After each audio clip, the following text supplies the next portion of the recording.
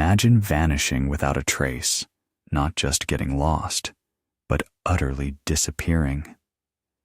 And then, 6 years later, your mummified remains are found not in a forest or at the bottom of a lake, but in a sealed, abandoned mine shaft, thousands of miles from where you were last seen.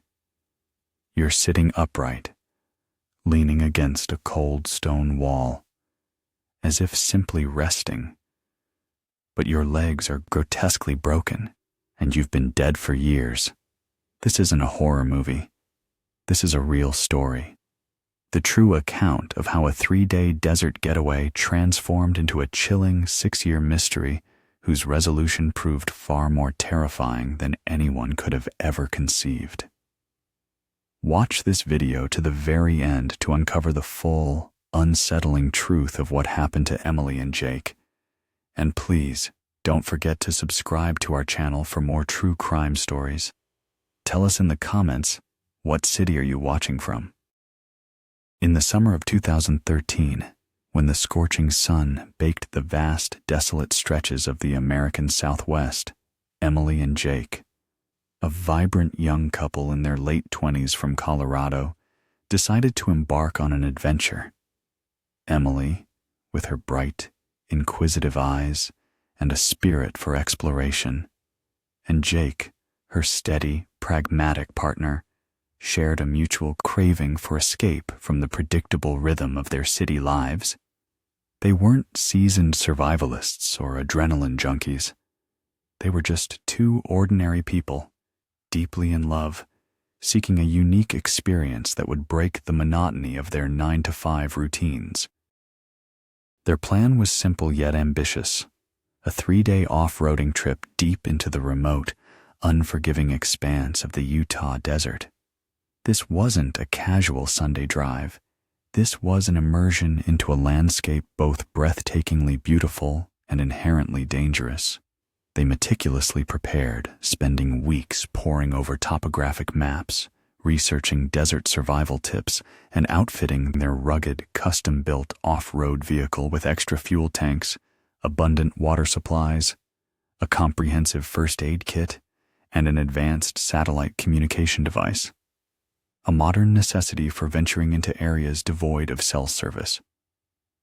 Emily, with her long, sun-streaked blonde hair, often pulled back in a practical ponytail, dressed in light, durable hiking pants and a breathable tech fabric shirt. Jake, with his neatly trimmed brown hair and a lean, athletic build, wore similar practical outdoor gear, often a faded t-shirt and sturdy cargo shorts. Their excitement was palpable, a giddy anticipation for the wide-open spaces and the silence that only the desert could offer. They chose a particular area known for its stunning, otherworldly rock formations and forgotten mining trails, far from the well-trodden tourist paths. It was a place that promised solitude and unique photo opportunities, an opportunity to disconnect from the digital world and truly connect with nature and each other. They packed their cameras, dreaming of capturing the vibrant hues of desert sunsets and the stark beauty of ancient landscapes.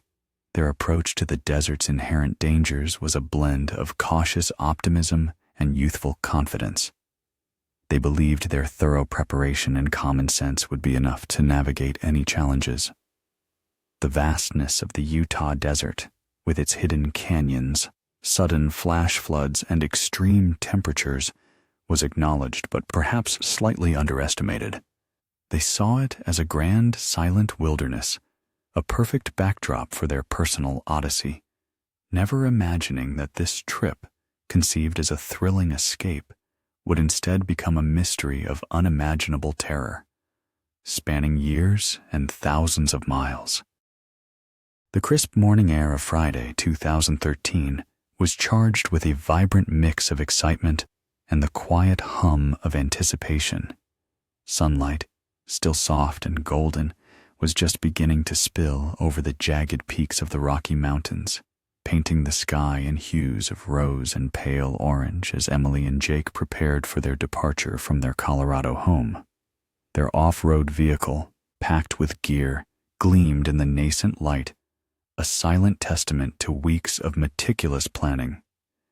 Emily, with her long, sun-streaked blonde hair neatly braided, gave her sister Sarah a quick hug. "We're heading out now." "Be back Sunday evening. Love you," she texted, her fingers flying across the screen. It was a routine message, one of many exchanged between them, yet neither of them could have foreseen that these simple words would be the last she would receive from Emily for a very, very long time. Jake, with his neatly trimmed brown hair and a grin plastered across his face, also made a quick call to his parents, promising to send photos and recount their dessert escapade upon their return. The final snapshots taken on their phones just before they left the paved roads behind captured their beaming faces, full of unbridled hope and the boundless thrill of the open road stretching ahead into the unknown. With the growl of their powerful engine, the custom-built off-road vehicle disappeared from view, leaving behind the comforts of civilization and the familiar routines of urban life. The first several hours of their journey were pure exhilaration. They devoured miles of dusty trails, kicking up clouds of red earth, the desert wind whipping through the open windows, carrying the scent of dry earth and sagebrush. Laughter filled the cabin as they navigated challenging terrain, the thrill of adventure coursing through their veins. They stopped frequently to capture the breathtaking vistas, from towering sandstone cliffs to ancient petroglyphs etched into rock faces. The sheer scale of the landscape was awe-inspiring, dwarfing them and their vehicle. There was no hint of danger, no shadow of unease to mar their joyous expedition. The cell service, as expected, faded away hours into their journey, but they had their satellite communicator, a small, sturdy device designed for emergencies. They embraced the digital detox, relishing the profound silence of the wilderness, a quiet that spoke volumes. Saturday brought more exploration and discovery. They navigated through winding canyons, climbed rocky ascents, and descended into secluded washes, always referring to their detailed maps and GPS. Their vehicle performed flawlessly, its robust suspension absorbing the relentless bumps and jolts of the rugged terrain. They camped under a canopy of 1,000,000 stars, a sight far grander than anything visible from the city. A small, crackling campfire provided warmth against the desert's cool night, and they talked for hours, sharing dreams and plans, completely content in each other's company. The tranquility was absolute, broken only by the occasional cry of a distant coyote or the gentle rustling of dry brush in the breeze. However, Sunday, their planned return day, introduced an unexpected turn of events. The weather, which had been clear and predictable, began to shift dramatically. The brilliant blue sky slowly gave way to an ominous, churning mass of dark clouds. The wind picked up, growing stronger by the hour, carrying fine particles of sand that began to sting their faces and obscure visibility. Driving became increasingly difficult, the vehicle struggling against the rising gusts. They decided to cut their planned route short, opting to head back towards a main highway to avoid being caught in what quickly became a full-blown dust storm.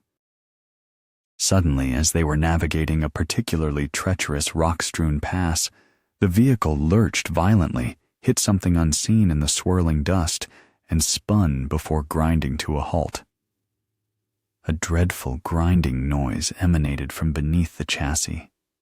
Jake, with his mechanical know-how, quickly assessed the damage. It was severe, a broken axle, rendering the vehicle utterly immobile. They were stranded deep in the heart of the desert, miles from any recognizable landmark or human habitation. The dust storm intensified, reducing visibility to mere feet and making any immediate attempt At repair or walking for help impossible. They huddled inside the disabled vehicle, waiting for the storm to pass. The satellite communicator, their last lifeline, was strangely unresponsive. Whether it was the storm interfering with the signal or a sudden malfunction, they couldn't tell. Darkness descended swiftly, a thick, suffocating blanket of dust and night. This fateful breakdown, in this remote and unforgiving location, marked the precise moment their adventure transformed into a desperate fight for survival. It was the last time anyone would know their exact whereabouts. The first tendrils of unease began to creep into Sarah's heart on Sunday evening. As the clock hands relentlessly pushed past 10 o'clock, then 11, then midnight, the silence from Emily and Jake became heavier, more significant. Initially, Sarah had dismissed it. She knew the Utah desert was vast and wild, a place where cell signals rarely dared to venture. Emily had even mentioned that their satellite communicator, their emergency lifeline, had been acting up during the dust storm. It was entirely plausible, she reasoned, that they were simply delayed by a flat tire, a challenging stretch of road, or perhaps had just found a secluded spot to camp, without realizing how late it was getting. She tried to calm her growing anxiety, reminding herself that adventurers often face minor setbacks. Yet, as the hours ticked by and her calls to both Emily's and Jake's phones went straight to voicemail, a cold dread began to settle in. The desert, once a symbol of adventure, now felt like a vast, silent maw. Monday morning brought with it a more pressing and undeniable sense of alarm. Emily and Jake, typically punctual and reliable, failed to show up for work. Colleagues, familiar with their weekend plans, began to inquire, their casual questions quickly morphing into expressions of concern. It was then, realizing that the couple wasn't just delayed, but had truly vanished, that Sarah, along with Jake's parents, formally reported them as missing. Sarah's voice trembled as she recounted their itinerary to the local police, describing their off-road vehicle, their intended route through the desert, and the last time she'd heard from them. The police, while taking the report, maintained a professional, if somewhat detached, demeanor. Such cases were not uncommon. Tourists frequently underestimated the wilderness, only to resurface a day or two later, embarrassed but unharmed. However, as the hours passed with no sign of the couple, and continuous attempts to reach their phones yielded only the steady, unhelpful tone of voicemail, the gravity of the situation began to set in for the authorities. Checking with the wireless carriers, it was confirmed that both phones had last registered a signal late Sunday afternoon, coinciding with the onset of the severe dust storm. Friends and acquaintances of Emily and Jake confirmed their meticulous planning, emphasizing their reliance on maps and their satellite communicator, the latter of which was now stubbornly silent. The fact that they had vanished in such a remote and unforgiving environment amplified the urgency of the situation. By Monday afternoon, a full-scale search operation was launched.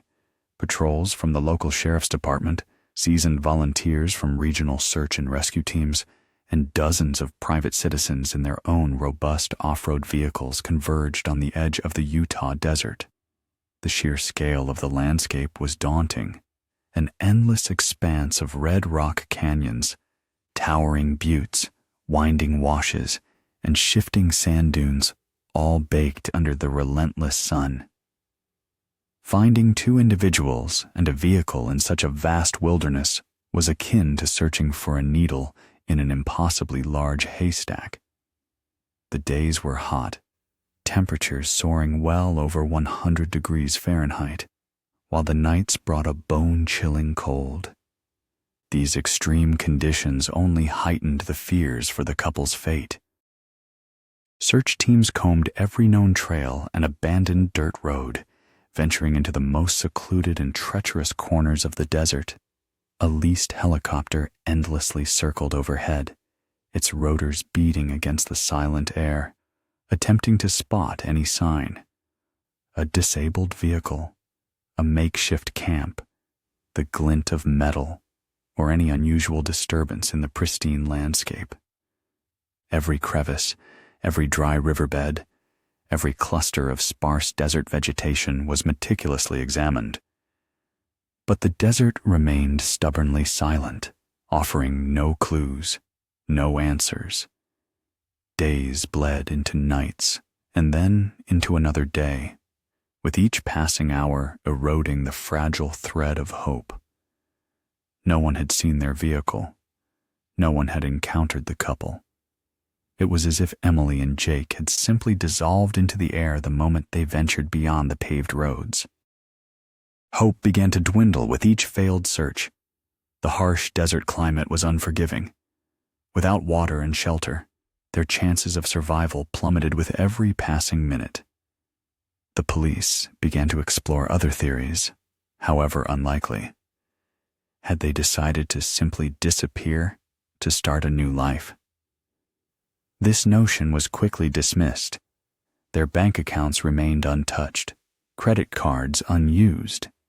They had left their beloved pets with trusted friends, a detail completely inconsistent with a planned vanishing. The idea of foul play also seemed improbable in such a remote area, where random encounters were rare and no struggle or evidence of violence was found. The complete lack of any trace, any logic in their disappearance, tormented their families and baffled even the most experienced investigators. The active search continued for almost a week, fueled by the unwavering determination of the volunteers and the desperate pleas of the families. But as resources dwindled and the vastness of the desert continued to yield nothing, the police prepared to scale back operations. Every sunset brought only deeper despair. It seemed the Utah desert had swallowed Emily and Jake whole, transforming their adventure into another chilling, unsolved mystery, a silent testament to its raw, untamed power. But what no one knew then was that the answer to this enigma would not come from the dust-choked canyons of Utah, but from a completely different, distant corner of the country years later. The week following Emily and Jake's disappearance dragged on, each day a relentless torment for their families and a source of mounting frustration for the authorities. The vast, silent expanse of the Utah desert, which had initially promised an escape, now felt like a predatory force swallowing two lives without a trace. From dawn until dusk, hundreds of individuals, local law enforcement officers, seasoned members of search and rescue teams, and dedicated volunteers from neighboring communities poured into the arid wilderness. They traversed the treacherous terrain in every type of vehicle capable of navigating the sand and rock. Rugged off-road trucks, powerful ATVs, and nimble dirt bikes. Some even ventured on foot, tirelessly trekking miles under the relentless, unforgiving sun, their determination a testament to the desperate hope that still flickered. Hope, a fragile commodity in such conditions, steadily dwindled with each passing hour. A leased helicopter, funded by the combined efforts and meager savings of the distraught families, tirelessly crisscrossed the endless dunes. The pilot meticulously flew over every square mile, his eyes straining, trying to spot any sign of human presence from above. The distinctive outline of their custom-built off-road vehicle, the bright colors of a tent, the faint tracks of tires, or even the subtle wisp of smoke from a long-extinguished campfire. Yet the land remained stubbornly silent, offering no answers, no hint of the couple's whereabouts. It was as if Emily and Jake, along with their vehicle and all their gear, had been swallowed by the earth itself, leaving absolutely no trace. Search teams discovered only the tracks of desert wildlife, the occasional sparse mesquite tree, or the haunting remains of long-abandoned prospector shacks and forgotten trails leading into oblivion. Sometimes they stumbled upon old fire pits left by other adventurers or faint remnants of past expeditions. But nothing, absolutely nothing, indicated that Emily and Jake had been there recently. The water they had carried, even with their careful planning, would have run out after a maximum of 3 days. Their food supplies were similarly finite. With each passing hour, their chances of survival without external aid diminished to a horrifying near zero. The brutal desert climate was an unforgiving adversary, its scorching days and freezing nights leaving no room for error. Investigators meticulously reevaluated every possible scenario. The most obvious theory, that they had simply gotten lost, was deeply troubling due to the complete lack of any physical evidence. Even if they had become disoriented, there should have been some indication, a discarded piece of equipment, a distinct tire track, or perhaps even an attempt to write out a distress signal in the sand. But the desert held an unnerving, absolute silence. The theory that they had chosen to disappear and start a new life was quickly discarded.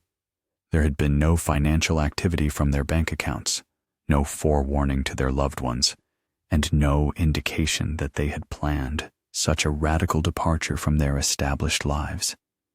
Emily and Jake were responsible individuals, deeply connected to their families and their careers. The possibility of foul play also yielded no credible leads. The Utah desert, particularly the remote areas they were exploring, was sparsely populated. The likelihood of a random encounter with criminals was exceedingly low, and even if such an event had occurred, where were the bodies? Where was the vehicle? Where was any evidence of a struggle or an attack? Nothing, not a single clue. This baffling absence of any tangible evidence, any logical explanation for their complete disappearance, tormented their loved ones and baffled even the most seasoned investigators. Meanwhile, family members and friends of Emily and Jake traveled from across the country to join the search efforts. Each arrival brought a renewed surge of hope, only to be met with the crushing weight of daily disappointment. The conversations among the searchers grew increasingly grim. Whispers began to circulate about the desert's treacherous quicksand, about forgotten, unmarked mine shafts or hidden sinkholes, or even the possibility that sudden, powerful flash floods, rare but devastating, might have swept their remains away and buried them deep within the earth. Each of these scenarios was horrifying, yet none could adequately explain the complete vanishing of their sturdy vehicle. As the days turned into weeks, the active search efforts slowly began to wind down. Resources were finite, and the hope of finding Emily and Jake alive had all but evaporated. The police officially reclassified their case as missing persons. This grim designation meant that intensive search operations would cease, and the case would be relegated to the archives, awaiting new information. For the families, this was akin to a death sentence. Despair crushed their hearts. They refused to believe the worst, yet the harsh reality was undeniable. The Utah desert silently guarded its terrible secret, a stark reminder of its brutal and unforgiving power. The mystery of Emily and Jake's disappearance became one of those chilling local legends, passed down through whispers, accumulating new theories and suppositions, but ultimately remaining unsolved. No one could have predicted that the answer to this perplexing riddle would emerge years later, not from the dusty expanses of Utah, but from a vastly different, distant part of the country. The week of intense search efforts, marked by relentless physical strain and an emotional toll, slowly bled into a second, and then a third. With each passing day, the fragile thread of hope that had sustained the families of Emily and Jake began to fray, threatening to snap altogether. Law enforcement having exhausted their immediate resources, gradually scaled back their active involvement. The official classification of their case as missing persons was a crushing blow to Sarah and Jake's grieving parents. It signaled the curtailment of state-funded searches, effectively shifting the immense burden of finding their loved ones onto their own shoulders. They simply could not, would not, reconcile with the terrifying notion that Emily and Jake had simply vanished into the infinite dust-choked expanse of the Utah desert. The disappearance of Emily and Jake quickly evolved into a haunting local legend. In gas station mini-marts, in the hushed aisles of grocery stores, and in whispered conversations on front porches, their vanishing became a grim topic of discussion. Wild theories proliferated, ranging from encounters with reclusive cults, rumored to inhabit the desert's most remote corners, to fanciful notions of alien abductions. Local folklore, rich with tales of wandering spirits and inexplicable phenomena unique to the American Southwest, only fueled these speculative narratives. Yet none of these fantastical explanations offered any concrete answers to the central, tormenting questions. Where was their off-road vehicle? Why had not a single trace been left behind? Driven by a desperate, unrelenting need for answers, the families, exhausted by the official dead ends, decided to turn to private investigators. It was a last, agonizing gamble, a glimmer of hope that a dedicated, specialized investigation might unearth what the larger, more generalized search had failed to find. They pooled their dwindling savings, and friends and colleagues generously contributed funds to hire a seasoned professional. The chosen detective, a world-weary man with tired but intensely perceptive eyes, listened patiently to every agonizing detail. He meticulously reviewed photographs and maps, interviewed every person who had last seen Emily and Jake before their fateful journey. He even conducted his own scaled-down search in the Utah desert, spending several arduous days meticulously combing areas of interest, but like all those before him, he returned empty-handed. The desert, as always, remained a steadfast guardian of its secret. Every day, Emily's sister, Sarah, found herself sifting through old photographs, each image a painful echo of a life once shared. She tortured herself with the thought that she should have seen something, any subtle hint, any premonition of the looming tragedy. But there was nothing. Everything had been ordinary, peaceful, filled with the everyday joy of a young couple deeply in love. Jake, with his infectious optimism and boundless energy, seemed utterly incapable of simply vanishing. His parents, now visibly aged by grief, carried an unspoken sorrow in their eyes. Their once vibrant home, previously filled with laughter and warm family gatherings, was now draped in a suffocating, almost tangible silence. As the months stretched into a year and then two, the case was officially closed, designated as unsolved. For the families, this formal administrative act was a final, brutal blow, the official end to their active hopes, though their hearts stubbornly refused to fully surrender. They continued, almost instinctively, to check with hospitals, morgues, and shelters, distributing faded photographs of Emily and Jake to anyone who might have passed through the remote areas of Utah. But the answer was always the same: silence. An echoing, consuming void. Years accumulated, each one adding to the crushing weight of their loss. Life, in its relentless march, continued around them, but for the families of the vanished, time had irrevocably split into before and after. Every unexpected knock at the door, every ringing telephone, triggered a fresh surge of adrenaline, a fleeting, fragile hope that it might be them, that they had finally returned. But the moment always passed, leaving only disappointment in its wake. The photographs of Emily and Jake, once vibrant reminders, now hung on walls, slowly gathering dust, their smiling faces becoming increasingly ethereal, like distant memories fading into the ether. During these 6 long years, forensic science and search technologies had advanced significantly. New data analysis methods, more sophisticated satellite imaging, and cutting-edge equipment for searching remote and inaccessible areas had emerged. Yet the case of Emily and Jake remained dormant in the archives, a dusty, forgotten file, one of countless unsolved mysteries. Everyone had come to accept that the answer to this baffling disappearance would likely never be found. Emily and Jake had become ghosts, just another statistic in the haunting ledger of the missing. No one could have possibly imagined that thousands of miles away from the vast, red sands of Utah, in an entirely unexpected location in a different state, a chance discovery would finally cast a light upon their fate.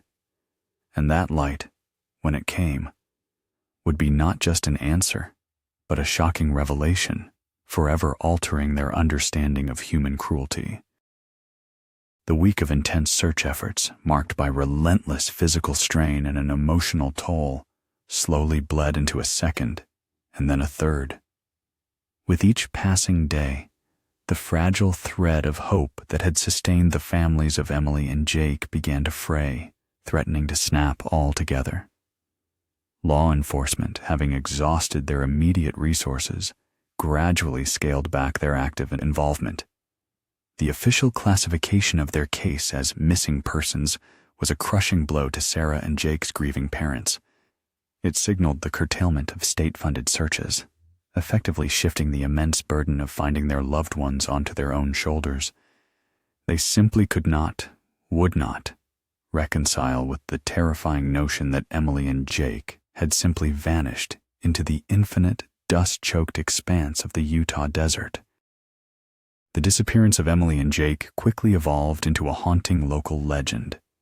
In gas station mini-marts, in the hushed aisles of grocery stores, and in whispered conversations on front porches, their vanishing became a grim topic of discussion. Wild theories proliferated, ranging from encounters with reclusive cults rumored to inhabit the desert's most remote corners, to fanciful notions of alien abductions. Local folklore, rich with tales of wandering spirits and inexplicable phenomena unique to the American Southwest, only fueled these speculative narratives. Yet, none of these fantastical explanations offered any concrete answers to the central, tormenting questions. Where was their off-road vehicle? Why had not a single trace been left behind? Driven by a desperate, unrelenting need for answers, the families, exhausted by the official dead ends, decided to turn to private investigators. It was a last, agonizing gamble, a glimmer of hope that a dedicated, specialized investigation might unearth what the larger, more generalized search had failed to find. They pooled their dwindling savings, and friends and colleagues generously contributed funds to hire a seasoned professional. The chosen detective, a world-weary man with tired but intensely perceptive eyes, listened patiently to every agonizing detail. He meticulously reviewed photographs and maps, interviewed every person who had last seen Emily and Jake before their fateful journey. He even conducted his own scaled-down search in the Utah desert, spending several arduous days meticulously combing areas of interest. But like all those before him, he returned empty-handed. The desert, as always, remained a steadfast guardian of its secret. Every day, Emily's sister, Sarah, found herself sifting through old photographs, each image a painful echo of a life once shared. She tortured herself with the thought that she should have seen something, any subtle hint, any premonition of the looming tragedy. But there was nothing. Everything had been ordinary, peaceful, filled with the everyday joy of a young couple deeply in love. Jake, with his infectious optimism and boundless energy, seemed utterly incapable of simply vanishing. His parents, now visibly aged by grief, carried an unspoken sorrow in their eyes. Their once vibrant home, previously filled with laughter and warm family gatherings, was now draped in a suffocating, almost tangible silence. As the month stretched into a year, and then two, the case was officially closed, designated as unsolved. For the families, this formal administrative act was a final, brutal blow, the official end to their active hopes, though their hearts stubbornly refused to fully surrender. They continued, almost instinctively, to check with hospitals, morgues, and shelters, distributing faded photographs of Emily and Jake to anyone who might have passed through the remote areas of Utah. But the answer was always the same. Silence.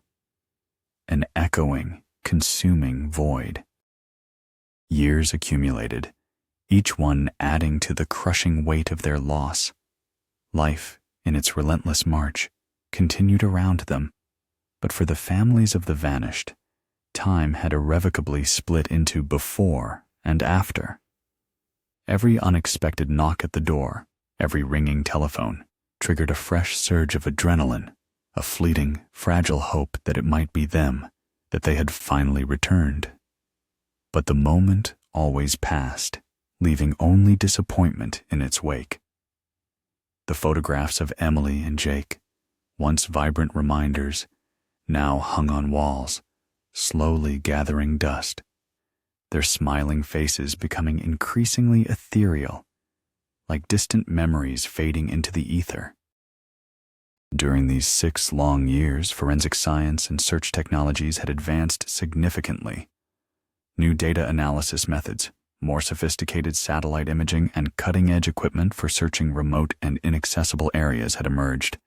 Yet the case of Emily and Jake remained dormant in the archives, a dusty, forgotten file, one of countless unsolved mysteries. Everyone had come to accept that the answer to this baffling disappearance would likely never be found. Emily and Jake had become ghosts, just another statistic in the haunting ledger of the missing. No one could have possibly imagined that thousands of miles away from the vast red sands of Utah, in an entirely unexpected location in a different state, a chance discovery would finally cast a light upon their fate. And that light, when it came, would be not just an answer, but a shocking revelation, forever altering their understanding of human cruelty. 6 long, agonizing years had passed since that fateful summer of 2013, 6 years during which the world outside had continued its relentless march forward. Yet for those who remembered and still waited for Emily and Jake, time seemed to have fractured, permanently stuck in that moment of vanished hope. For their families, the sharp edge of initial grief had dulled, not into acceptance, but into a deep, pervasive ache, a constant, silent companion that resided in the background of every waking moment. The uncertainty, the sheer absence of closure, was a unique torment that gnawed at their souls. Sarah, Emily's older sister, initially refused to surrender to the grim reality. For months, driven by a raw, relentless need, she had continued her own desperate search. Every morning, with a heart thumping with a mix of dread and fragile hope, she would habitually check her phone, scan local news feeds, and scrutinize the faces of strangers, desperately hoping to catch a glimpse of Emily, to spot her distinctive blonde hair, or hear her familiar laugh. The first year had been a living hell, sleepless nights filled with silent tears and torturous hypotheticals, poring over maps, scrutinizing satellite images, and clinging to any whisper of a lead, no matter how faint. She had grasped at every straw, from internet theories to tips from psychics, but each one led only to another dead end, deepening the abyss of her despair. Slowly, Painstakingly, her active searching had yielded to a quiet, almost resigned waiting. She had learned to navigate life with this gnawing emptiness, though it constantly threatened to consume her from within. Her work, once a passion, became a mere distraction, a routine to cling to, a way to occupy the hours that otherwise would be filled with paralyzing thoughts. Emily wasn't just her sister. She was her closest confidant, her adventurous spirit, her other half. Now she was gone. Jake's parents, stoic and reserved, weathered their pain in their own way. His mother, her once vibrant eyes now perpetually shadowed, found solace in quiet contemplation, often spending hours looking at Jake's childhood photos, trying to reconcile the smiling boy with the chilling mystery. His father, a man of practical certainties, had visibly aged, the lines on his face deepening with unspoken grief, his health visibly deteriorating under the relentless stress. The vibrant family dynamic that had once defined them had crumbled under the crushing weight of the tragedy. Their home, once filled with Jake's booming laugh and lively family gatherings, was now draped in a somber, suffocating quiet. They had never held a funeral, for there was no body to bury, no grave to visit. Without that final ritual, there could be no true acceptance of death. They existed in a suspended state, a perpetual limbo of uncertainty that in many ways was worse than an unambiguous, albeit devastating loss. The story of Emily and Jake had, over time, transformed into a kind of chilling local legend. It was recounted in hushed tones around campfires in the desert, a cautionary tale whispered to careless hikers and thrill-seekers contemplating venturing too far off the beaten path. As happens with such stories, the original facts became distorted, embellished with increasingly outlandish details. Some spoke of ancient Native American spirits that claimed the souls of those who disrespected the land. Others recounted tales of ruthless survivalists or drug cartels operating deep within the desolate Badlands, though none of these sensationalized theories ever found even a shred of credible evidence. The flyers bearing their smiling faces, once plastered on bulletin boards and in post offices across Utah, had long since faded, then eventually disappeared, replaced by newer pleas for other missing persons. Every year, on the exact anniversary of their disappearance, Sarah would make the pilgrimage to the edge of the desert, to the spot near where Emily had sent her last text message. She would bring wild desert flowers, stand silently, gazing out at the endless horizon, and allow the tears to flow freely. It was her private ritual, her way of honoring Emily's memory, of refusing to let the pain fully recede, a stark reminder that she would never truly forget. Jake's parents would gather with close relatives, sharing old stories, reminiscing about his vibrant life, their collective memories, a fragile shield against the encroaching darkness. They continued to hold onto a glimmer of hope, however faint, refusing to accept the finality of their son's disappearance without a body, a definitive answer. Over those 6 years, advancements in forensic technology and search capabilities had been remarkable. New methods of DNA analysis, vastly improved satellite imaging, and cutting-edge ground-penetrating radar systems had emerged, offering unprecedented tools for uncovering long-hidden secrets. Yet, the case of Emily and Jake remained untouched, buried deep within the archives, gathering dust like thousands of other unsolved mysteries. Everyone had resigned themselves to the agonizing truth that the answer to their disappearance would likely never be found. Emily and Jake had become specters, silent additions to the grim statistics of the missing. No one, not even in their wildest nightmares, could have predicted that the chilling truth about their fate would emerge thousands of miles from the sun-scorched landscapes of Utah in an entirely different state, and that the revelation would be far more horrifying than any desert legend. The year was 2019. 6 long, silent years had etched themselves onto the calendar since Emily and Jake vanished, their story relegated to the grim archives of cold cases. Thousands of miles away from the sun-drenched red rock canyons of Utah, in the starkly beautiful yet often desolate landscape of Nevada, life unfolded in its own rugged rhythm. This was a land shaped by the ghosts of prospectors and the enduring legacy of the mining boom, a place dotted with forgotten claims, crumbling structures, and countless abandoned shafts that whispered tales of fortunes made and lives lost. It was in this very environment, steeped in history and isolation, that an event occurred which, at first glance, bore no conceivable connection to the puzzling disappearance of a young couple in the distant desert of Utah.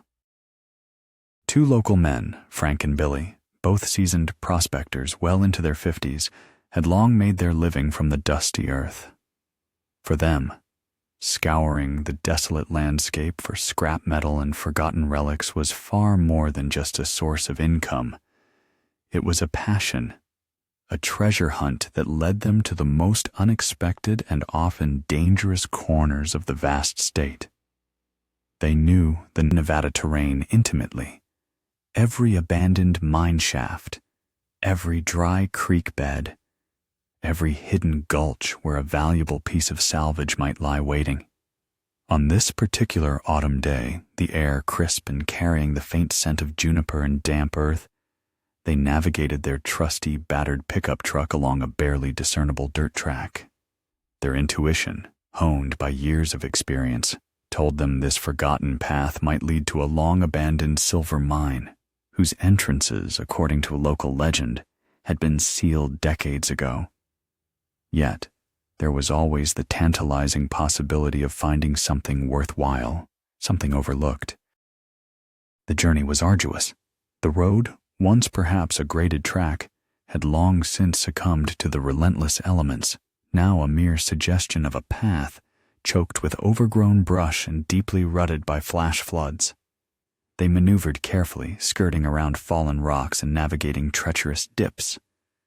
Finally, after several hours of painstaking progress, they reached their destination. Before them lay a quintessential scene of a deserted mining operation. Decaying wooden structures, rusted remains of archaic machinery, and imposing mounds of excavated rock known as tailings piles. The entire site radiated an eerie sense of abandonment and profound stillness. They began their meticulous search, systematically covering every inch of the desolate area. Billy, a lean man with a sun-weathered face and a perpetually worn baseball cap, separated from Frank to explore a different section of the tailings pile. As he rounded a particularly large mound of loose earth and rubble, his foot caught on something unyielding. He looked down, then up, and his experienced eyes widened in surprise. Partially obscured beneath a small, artificial earth mound, which was clearly once a protective barrier over a mine entrance, he spotted something unusual. This was no typical mine entrance, casually choked with debris or collapsed by erosion.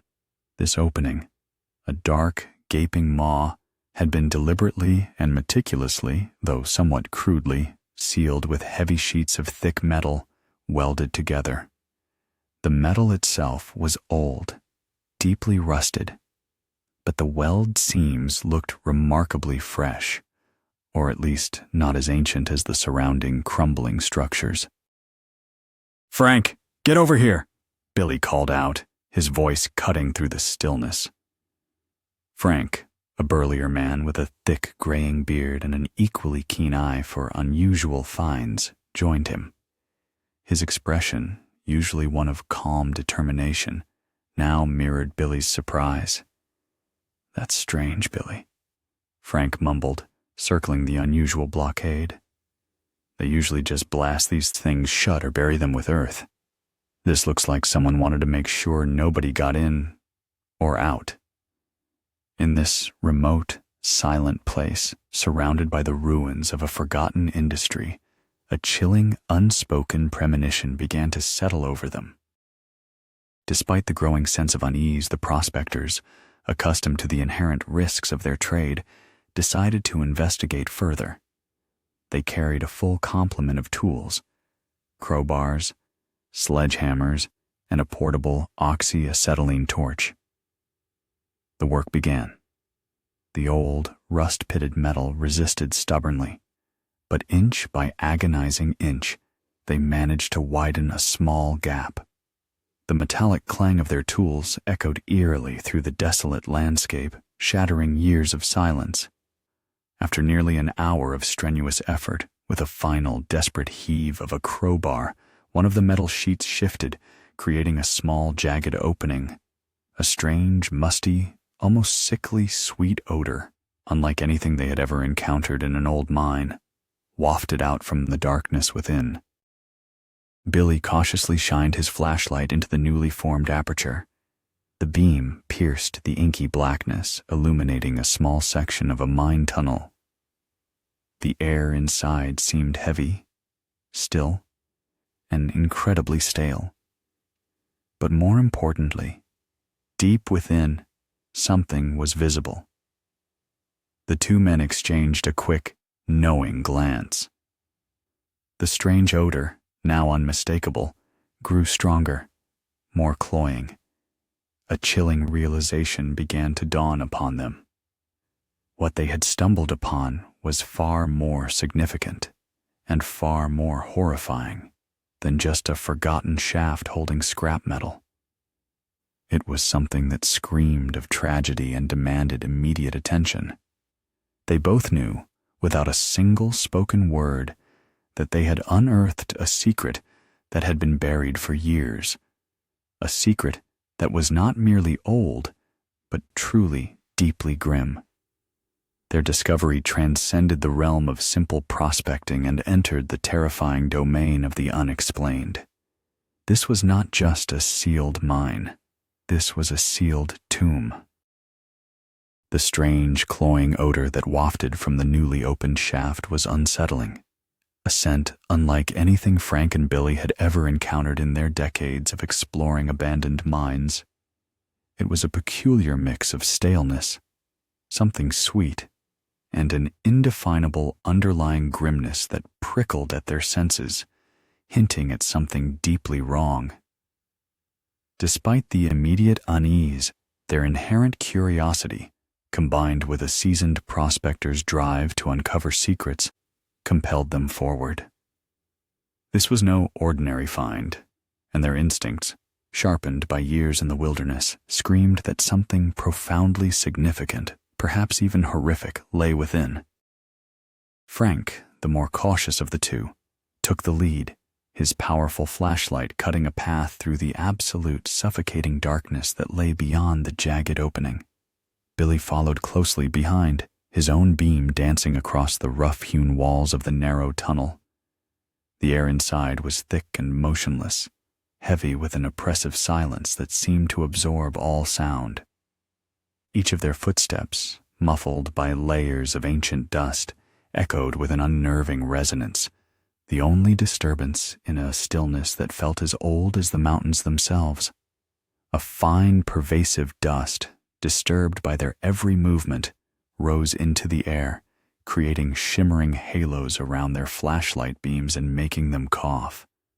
The temperature within the shaft was surprisingly constant, a cool, dry chill that seemed to perfectly preserve the eerie tranquility of the space. They moved slowly, cautiously, their eyes straining to discern anything in the oppressive gloom. The tunnel, while not excessively long, felt like an endless descent into the unknown. After what seemed like an eternity, the confined space abruptly opened into a slightly wider chamber, and their flashlight beams, sweeping across the darkness, suddenly illuminated something that brought them to an immediate, jarring halt. Their breath hitched in their throats. For a moment, their minds struggled to process the shapes that emerged from the shadows. Were they old mining equipment, discarded tools, or perhaps just bundles of long-forgotten rags? As their beams steadied, focusing on the objects, the truth, stark and horrifying, slowly revealed itself. Against the far wall, illuminated in the eerie glow of their lights, sat two human figures. Not skeletons, not decayed remains, but figures. They were seated upright, propped against the cold, unyielding stone wall of the mine shaft, their postures eerily natural, as if they had simply chosen to rest there. It was a tableau of absolute stillness, a scene so profoundly unnatural that it defied immediate comprehension. For a split second, a chilling, irrational thought flickered through Billy's mind. Perhaps they were merely asleep, caught in a deep, undisturbed slumber. But the macabre reality quickly asserted itself. These individuals were not sleeping. They had been still for a very, very long time. As the prospectors moved closer, their hands shaking slightly, the full horror of their discovery became sickeningly clear. The two figures were not simply skeletons. They were remarkably well-preserved, mummified bodies. The dry, still air of the mine had acted as a natural preservative, slowing the processes of decay to an almost complete halt. Their skin, stretched taut over bone, had taken on a leathery, parchment-like texture, a deep, earthy brown hue. Hair, though dusty and matted, was still discernible, and fingernails appeared unnaturally long, curled from years of growth. The clothing they wore was faded and stained, but largely intact, resembling outdoor and technical apparel, not typical mining gear. It seemed strangely out of place, almost too light for the depths of a cold mine. Frank, with a grim determination, directed his powerful beam towards the face of the figure closest to them. The features, though shrunken and desiccated, were clearly recognizable as those of a young man. His eyes were closed, sunken deeply into their sockets, and his mouth was a thin, unsmiling line. There was no visible expression of terror or agony, but rather a chilling serenity. Or perhaps just the profound exhaustion of a life extinguished. Yet, what truly sent shivers down their spines were the legs. Both legs of the first man, and upon closer inspection, those of the second man as well, were unnaturally twisted and bent at impossible angles, clearly broken. It was a type of severe trauma, not consistent with a natural death or a gentle fading away. The overall tableau was deeply disturbing. The bodies were positioned as if in repose, not in struggle. There were no signs of a desperate fight, no scattered debris, no evidence of collapse. They had simply been sitting there in the quiet darkness for an unimaginable length of time. The mine entrance, as Frank and Billy had observed, had been meticulously sealed from the outside. Yet, if these individuals had somehow found their way in, incapacitated by injury, how had the sealing occurred? The implications were horrifying. This was not merely an accident, not just a tragic misadventure. This was something far more sinister, a chilling human act that defied easy explanation. The profound silence of the mine, once merely still, now felt utterly suffocating, weighted with the unspoken story of a macabre and meticulously hidden secret. They knew, with a certainty that chilled them to the bone, that they had just stumbled upon a mystery far grander and more terrifying than any local legend or forgotten prospector's tale. They quickly backed out of the shaft, the strange odor clinging to their clothes. the image of the mummified figures burned into their minds. They had to call the authorities. There was no other choice. The chilling discovery made by Frank and Billy in the heart of the desolate Nevada mountains shattered the quiet routine of the local authorities. A formal call to the sheriff's office in the nearest county quickly escalated into a full-blown emergency. Within hours, a convoy of official vehicles, including sheriff's deputies, crime scene investigators, and forensic pathologists, navigated the treacherous, barely there dirt track that led to the remote mine site. The area was immediately cordoned off, a stark yellow tape creating an unsettling boundary in the rugged landscape, transforming the forgotten mining claim into an active and highly sensitive crime scene. Frank and Billy, the unwitting bearers of such grim news, provided their initial statements, their voices still raw with disbelief and the lingering horror of what they had witnessed. They were then advised to remain on site for further questioning, their shock giving way to a quiet, somber understanding of the gravity of their find. Entering the narrow mine shaft, the seasoned investigators were met with the same macabre scene that had confronted the two prospectors. The air inside was heavy, thick with the musty, cloying odor of long undisturbed decay and dust. The powerful beams of their tactical flashlights sliced through the perpetual gloom, starkly illuminating the two mummified figures seated against the rough stone wall. The professional calm of the forensic team was evident, yet even their experienced eyes registered the profound and unsettling nature of the scene. The bodies, remarkably preserved by the dry, cool environment of the mine, held an eerie, lifelike quality that belied their years in darkness. Every detail, from the faded fabric of their clothing to the subtle, almost serene expressions on their desiccated faces, was meticulously noted and documented. The initial on-site examination by the forensic pathologist confirmed several critical observations. The state of the bodies indicated they had been in the mine for a considerable duration, undergoing a natural mummification process due to the arid conditions. This ruled out a recent death, placing the timeline years into the past. Most strikingly, both individuals displayed severe fractures to their lower leg bones, a trauma clearly sustained before death. Yet, there were no other visible signs of struggle or direct violence. No stab wounds, no bullet holes, no indications of a fight. This absence of further injury only deepened the mystery, raising immediate questions about how such specific and debilitating injuries could have occurred without other accompanying harm in a seemingly sealed environment. The clothing, while faded, appeared to be modern outdoor wear, completely out of place for someone who would typically be working in an old mine. Crime scene investigators meticulously combed the immediate area around the bodies and throughout the accessible parts of the tunnel. The ground, covered in a fine layer of ancient dust, showed no signs of struggle or forced entry beyond the initial break-in by the prospectors. There were no fresh footprints beyond those of the current team and the two men who made the discovery.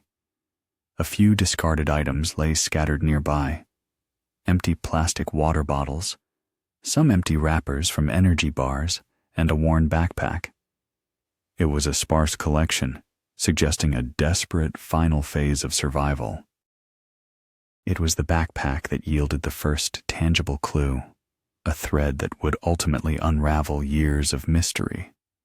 Carefully, a forensic technician retrieved its contents. Among the expected personal effects, a set of keys, a worn wallet containing a small amount of cash, and a compact utility knife, lay a mobile phone. It was old, a model clearly dating back several years, covered in a thick layer of fine dust. Despite its appearance, the phone was treated as a potential treasure trove of information. It was carefully bagged and transported to a specialized lab for expert analysis. The lab technicians worked with a painstaking precision. The phone's battery was long dead, its internal components caked with dust. But with careful work, they managed to extract its SIM card and, more importantly, recover the stored data. When the screen flickered to life, displaying a series of images, a collective gasp rippled through the small group of investigators gathered around. The photographs, time-stamped in 2013, showed a vibrant young couple, Emily and Jake, smiling broadly against a backdrop of vast, sun-drenched sand dunes. In one particular image, they stood proudly beside their distinctive off-road vehicle, dwarfed by the towering red rock formations of what was unmistakably the Utah desert. The immediate connection was chillingly clear. A quick cross-reference with national missing persons databases immediately brought up the cold case of Emily and Jake, the two young adventurers who had vanished without a trace in the Utah desert 6 years prior. The physical descriptions, the dates, the specific details of their disappearance, it all matched perfectly. The bodies in the Nevada mine were unequivocally those of Emily and Jake. The news was immediately relayed to their families, who, after 6 years of agonizing uncertainty, were finally given an answer, albeit one steeped in unspeakable horror.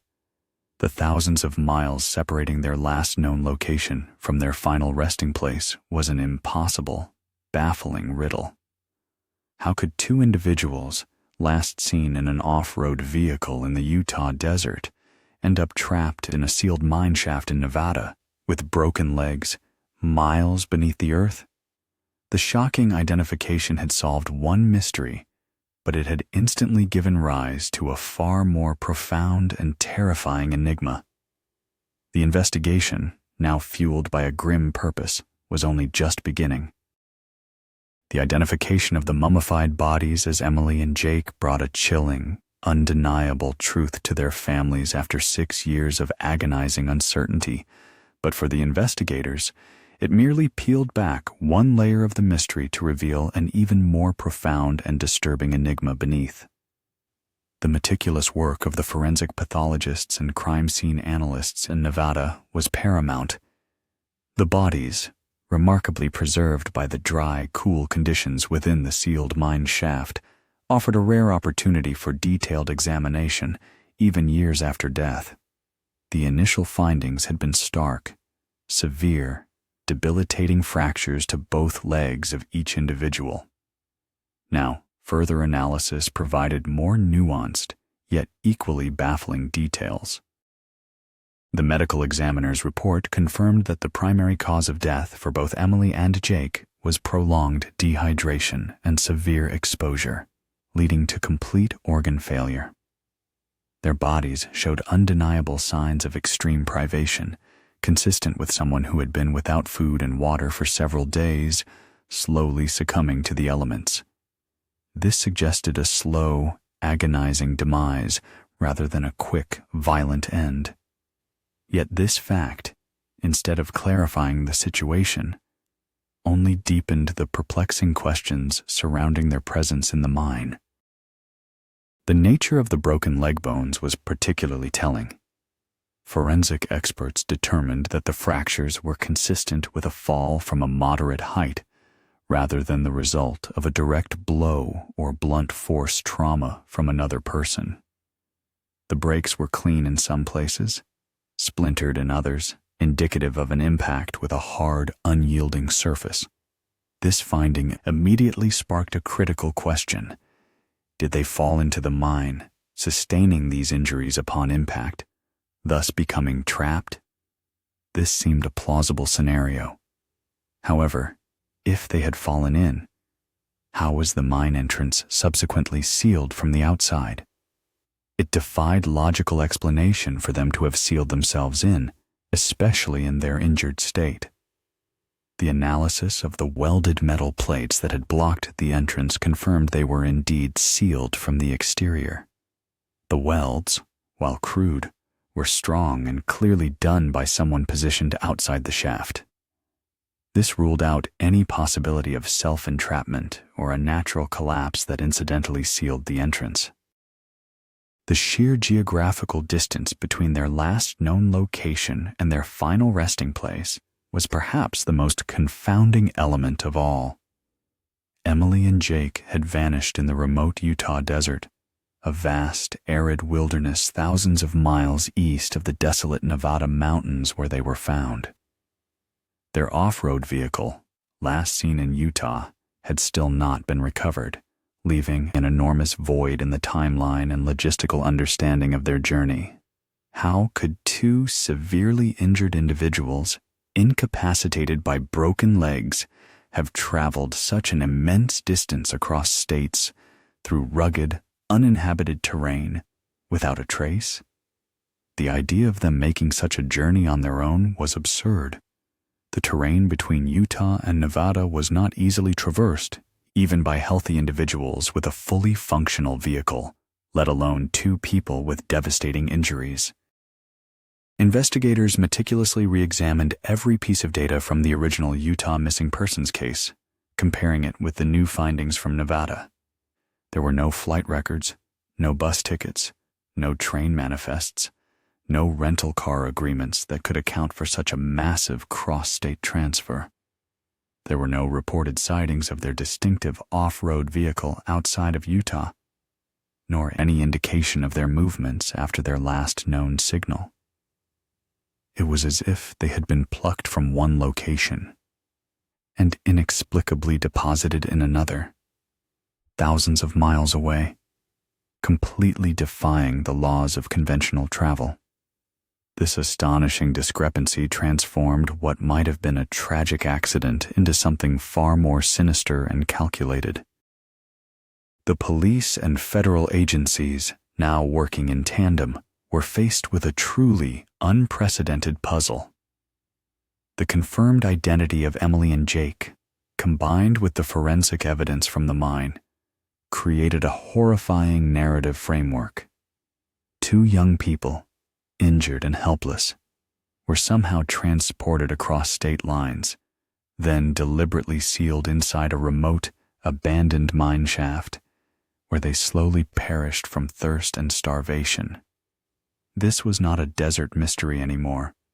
It was a homicide investigation of the most perplexing kind. The immediate focus shifted. The new investigation began to concentrate on the area surrounding the Nevada mine.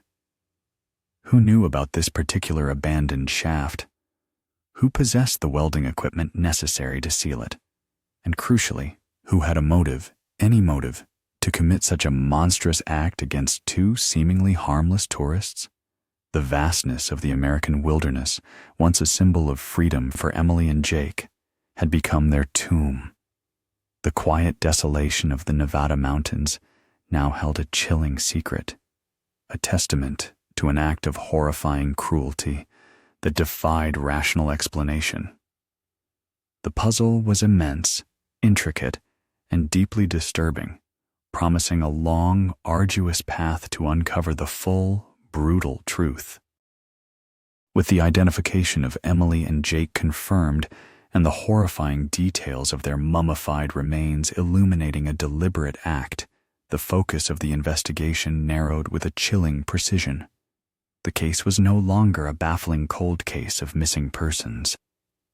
It had transformed into a complex and deeply disturbing homicide. The sheer distance between Utah and Nevada, and the fact that their off-road vehicle remained unrecovered, added layers of confounding questions, suggesting an elaborate and highly unusual crime. The primary objective now was to understand how these two young people, last seen in the vast desert thousands of miles away, ended up in a sealed mine shaft, brutally injured, in an isolated corner of Nevada. Detectives from the Nevada State Police, working in close collaboration with federal agents due to the interstate nature of the crime, descended upon the remote mining district. This was a land of stark beauty and profound isolation, where the nearest town was a small, dusty outpost hours away. The population was sparse, comprised mostly of hardened individuals who valued their privacy and were accustomed to the quiet solitude of the wilderness. The investigators began with the most logical and painstaking approach, canvassing the area, meticulously interviewing every resident, however remote their dwelling, seeking any fragment of information, any unusual sighting, any local gossip that might shed light on the sealed mine. The immediate priorities for the investigation were clear. Firstly, they needed to identify anyone in the vicinity who possessed the skills and, critically, the equipment necessary to execute such a crude but effective weld. This meant checking local hardware stores for recent sales of welding supplies, inquiring with mechanics and contractors, and reaching out to the few remaining prospectors who still operated in the region. Secondly, they aimed to identify anyone with a history of unusual behavior, a known animosity towards outsiders, or a particularly reclusive lifestyle that might make them capable of such a heinous act. Without immediate detection, the silence of the land, once a peaceful backdrop, now felt menacing, a silent accomplice to a terrible secret. As the days of interviews progressed, a name began to surface with unsettling frequency: Silas Thorne. He was a man in his late 60s, white, with a gaunt, weathered face framed by a sparse, unkempt gray beard. He lived alone in a ramshackle cabin nestled deep within the foothills, several miles from the discovered mine shaft. His nearest neighbor was a good 20 miles away. Local legend painted Silas as a peculiar figure, a true recluse who shunned company and clung fiercely to his privacy. He rarely ventured into town, preferring to live off the land, occasionally selling a few raw minerals he extracted from small, forgotten claims. He had a reputation for being fiercely territorial, prone to fits of paranoia when he believed his solitude was being threatened. Whispers circulated that he had once chased off trespassers with a shotgun, though these stories were largely unconfirmed. He was, by all accounts, an outsider even among the isolated locals. Further investigation into Silas Thorne revealed a critical detail. He owned a formidable array of tools, including an old but still functional oxyacetylene welding torch and various metalworking equipment, which he used for repairing his ancient truck and for his prospecting activities. His property, though remote, was surprisingly well maintained, but his manner was consistently brusque and uninviting. When first approached by detectives, Silas was predictably uncooperative. He squinted at them from the shadowed porch of his cabin, his eyes narrow and suspicious. He claimed to know nothing about any missing couple, any sealed mine, or any unusual activity in the area. His alibi for the period of Emily and Jake's disappearance 6 years prior, and for the subsequent time the mine was sealed, was simply that he never left his property. His composure was unsettling. He displayed no surprise, no curiosity, only a cold, hard indifference that, paradoxically, made him even more suspicious. The pieces began to fall into place. A reclusive individual, a known possessor of the very tools used to seal the mine, living in close proximity to the scene and exhibiting a profound lack of emotion regarding such a grim discovery. It was enough for the investigators to secure a search warrant for Silas Thorne's remote cabin and surrounding property. The search was meticulous. In his cluttered, dusty workshop, among a collection of well-maintained tools and various pieces of scrap metal, they found several pieces of metal sheeting that appeared to match the type and gauge of the plates used to seal the mine. More damningly, they uncovered a dusty, hand-drawn map tucked away in an old drawer. This map, not an official geological survey, but a personal, intricate rendering of the local terrain, meticulously noted the locations of numerous abandoned mine shafts, including the precise shaft where Emily and Jake's bodies had been discovered. Alongside these markings were cryptic, handwritten notes, almost illegible, but hinting at boundaries and intruders. The weight of the evidence began to shift heavily towards Silas Thorne. He became the primary, undeniable focus of their investigation. The silent, unforgiving wilderness had offered up its own dark secret, pointing directly to the man who had long sought to be left alone within its vast confines. The next step was inevitable, bringing Silas Thorne in for formal questioning. The truth, however unimaginable, was finally within reach, poised to unravel the horrifying story of two young lives lost not to the desert's vastness, but to a chilling act of human malice. The interrogation room was stark, illuminated by a single, unforgiving fluorescent light that cast harsh shadows on Silas Thorne's gaunt, weathered face. He sat across from two lead detectives, his hands clasped on the table, his eyes deep-set and suspicious, darting between their calm but unwavering gazes. For hours, he maintained his stoic silence, responding to questions with monosyllabic grunts or dismissive shakes of his head. He was a man accustomed to solitude, uncomfortable with scrutiny, and fiercely protective of his privacy. His initial denials were firm, his answers evasive, but the detectives were patient, methodical, and armed with undeniable facts.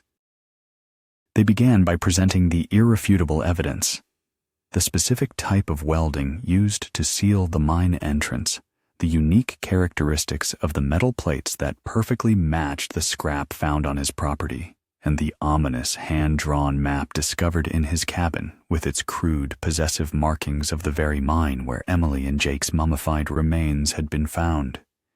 Each piece of evidence was laid out with deliberate precision, building an insurmountable wall around his denials. The detectives spoke of the extreme cruelty of his actions, the unimaginable suffering Emily and Jake must have endured, slowly succumbing to thirst and starvation in the absolute darkness of their tomb. They watched his reactions closely, searching for any flicker of emotion, any crack in his hardened exterior. Silas Thorne, a man who had chosen to live a life on the fringes of society, had long harbored a profound mistrust and thinly veiled contempt for outsiders. To him, the vast, uninhabited stretches of the Nevada wilderness were his domain, his sanctuary from the intrusions of a world he neither understood nor desired to be part of. He saw every hiker, every curious tourist, every casual trespasser, not as a harmless explorer, but as an encroaching threat, a violation of his sacred solitude.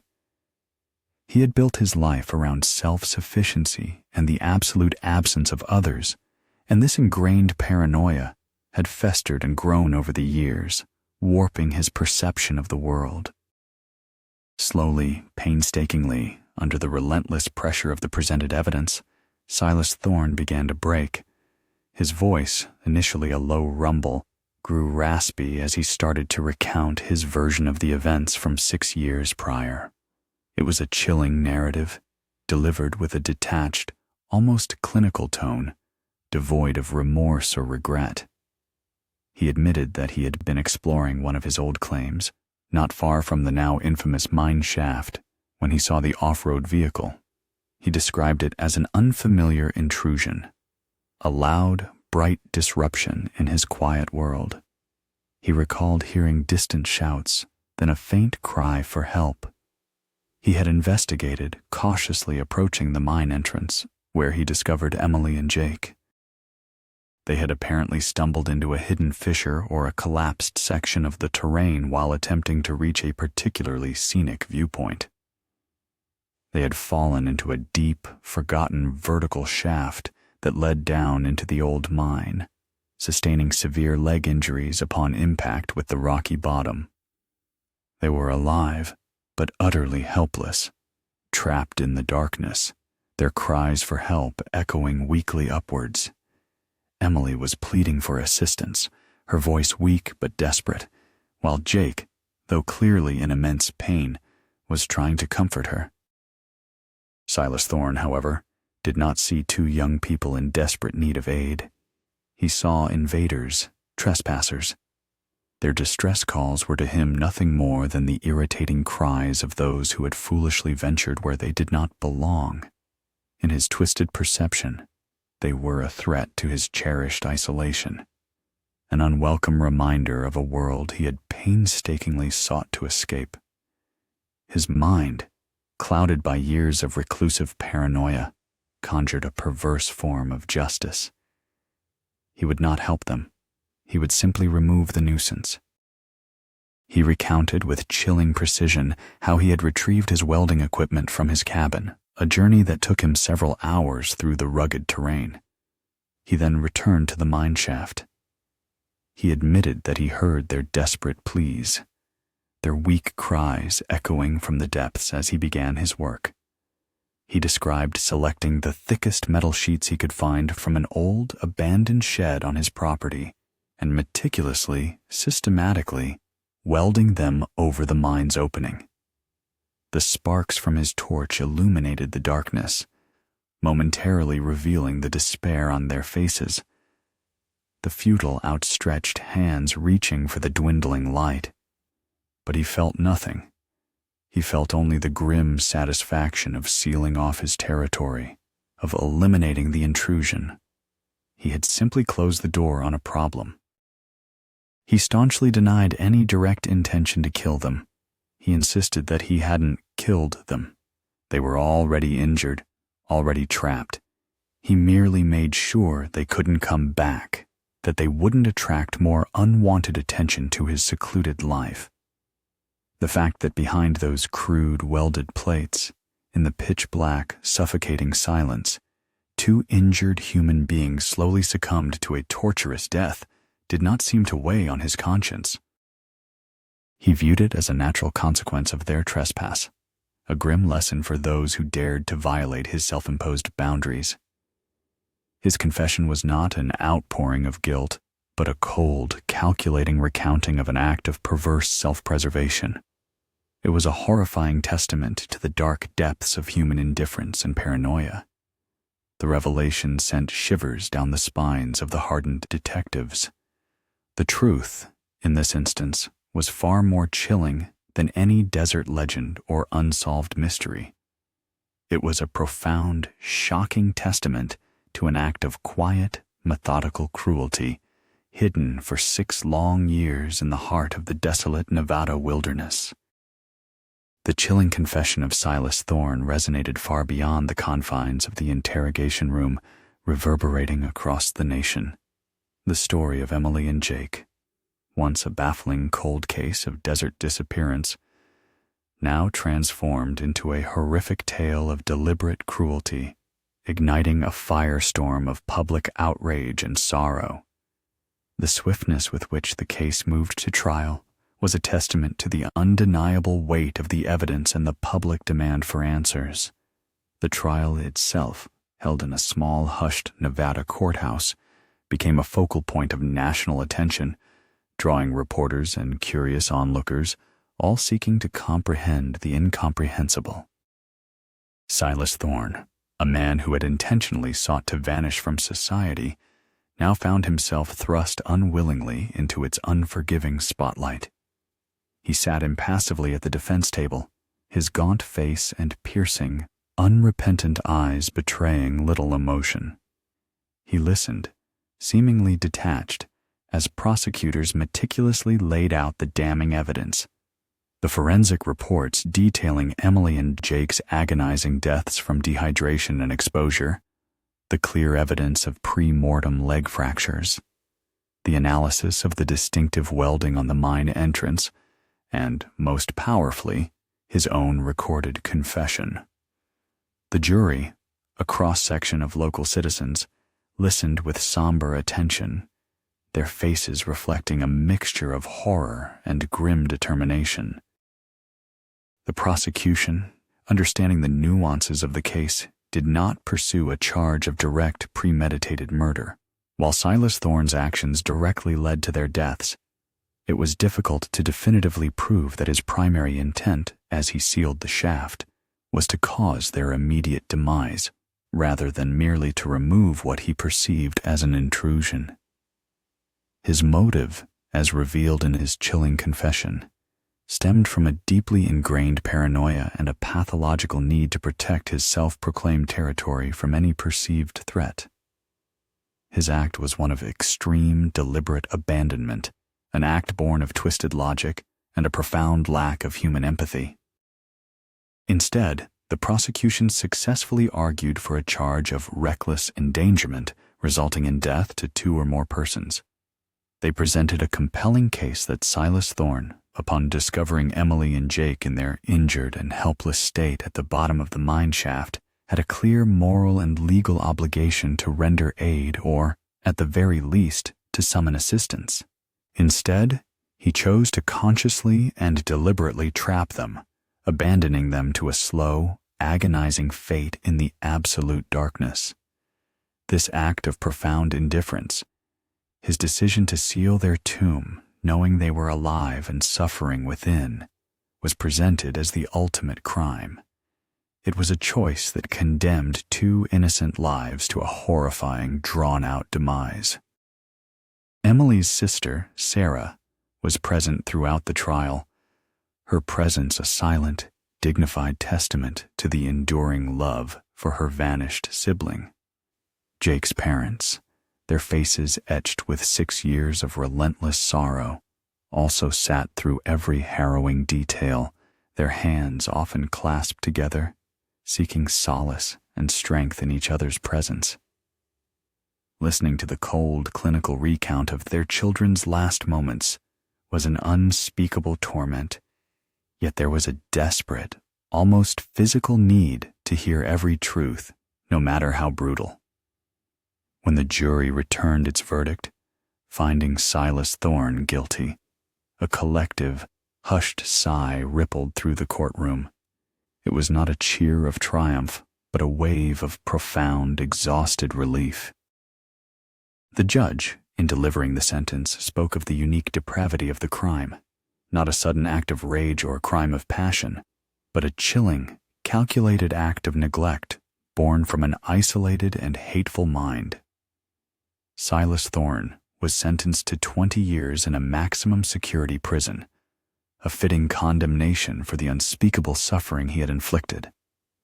It was not a punishment that could ever bring Emily and Jake back, or erase the years of torment for their families, but it was a clear assertion of justice. The system, though slow and often imperfect, had finally delivered an answer.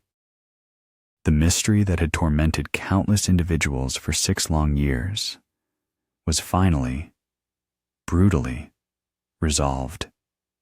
Behind the terrifying, inexplicable disappearance of Emily and Jake lay no mythical desert monsters, no shadowy criminal organizations, nor any complex conspiracy ripped from the pages of a thriller.